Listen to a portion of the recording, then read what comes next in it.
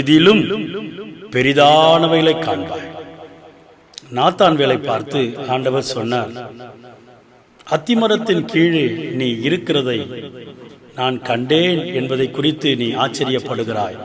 ஆனால் இதிலும் பெரிதான நன்மை நீ காண்பாய் என்று ஆண்டவர் சொன்னார். அன்பானவர்களே, உங்கள் வாழ்க்கையிலையும் நீங்கள் எதையோ நினைச்சு கொண்டிருக்கிறீர்கள்.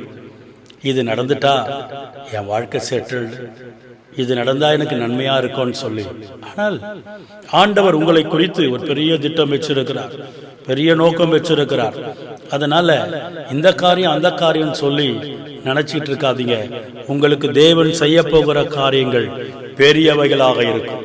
இப்பொழுது நீங்கள் நினைக்கிறதை காட்டிலும், இப்போ இந்த நேரத்தில் நீங்க நினைக்கிறதை காட்டிலும் பெரிய காரியத்தை ஆண்டவர் செய்ய போகிறார்.